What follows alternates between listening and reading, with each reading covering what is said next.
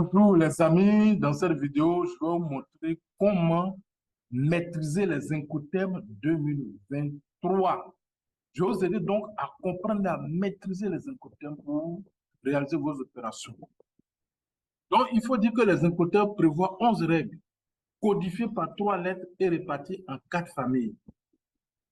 Donc, ce sont ces règles-là qui répartissent le partage des risques, les responsabilités ou encore les coûts entre les partenaires commerciaux et ce, quel que soit le mode de transport et le mode d'exportation et d'importation.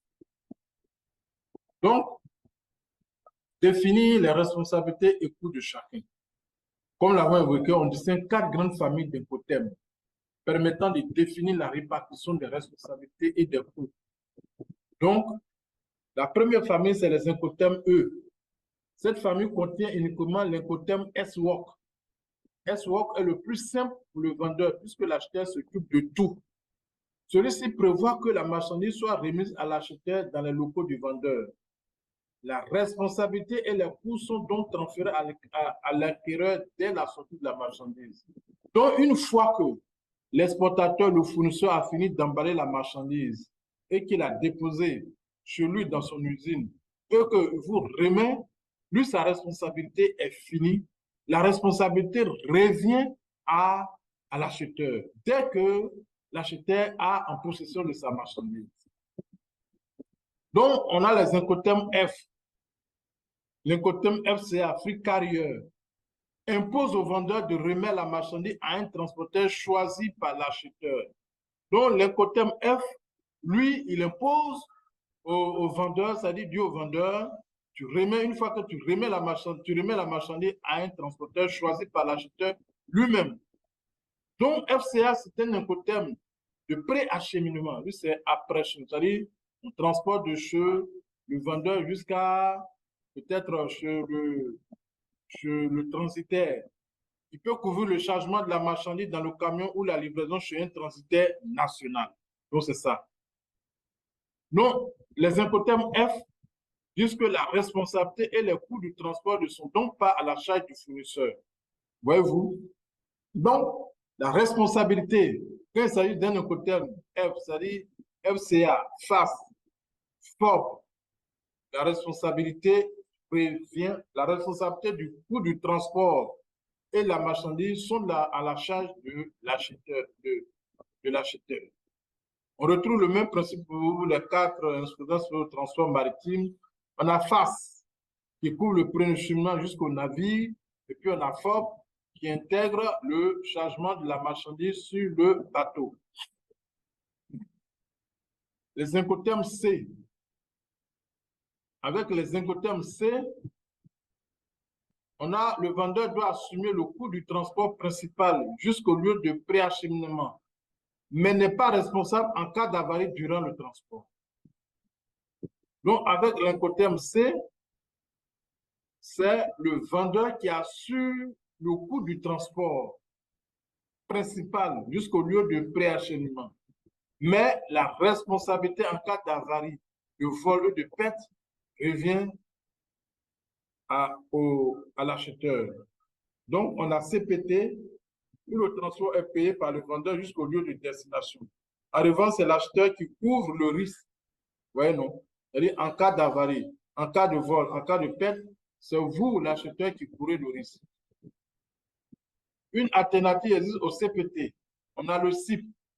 Le CIP, ça veut dire que le vendeur couvre l'acheteur pendant la livraison jusqu'au lieu de destination. Il s'agit du CIP.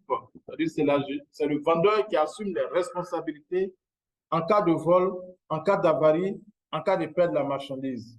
CIF est un dérivé de CFA où l'assurance du vendeur couvre le transport principal. Avec l'incoterm CIP, en revanche, le vendeur assume aussi le coût du transport, mais doit en plus souscrire une assurance pour couvrir les éventuelles avaries. L'incoterm D. Cette famille regroupe principalement les incoterms DAP, DPU, DDP. Globalement, le vendeur a l'entière charge des coûts et responsabilités liées au transport de la marchandise jusqu'au lieu de destination convenu.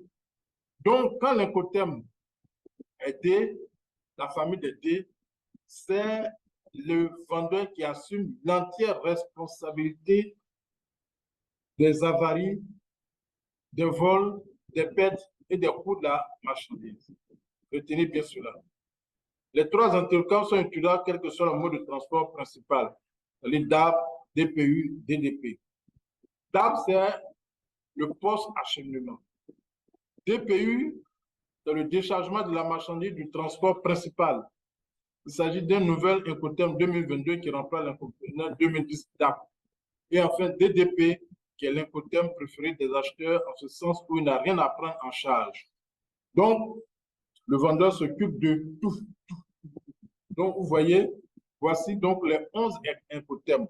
Pour moi, si vous êtes un opérateur économique, un importateur, bien exportateur, ou bien importateur, préférez l'Incoterm DDP, ou c'est l'acheteur qui est responsable ou c'est le vendeur, lui seul qui est responsable de tout, en cas d'avarie, en cas de vol, en cas de perte, parce que DDP prend en charge tout. Donc, pour moi, je vous conseille toujours de souscrire à l'Incoterm DDP parce que vous ne faites rien.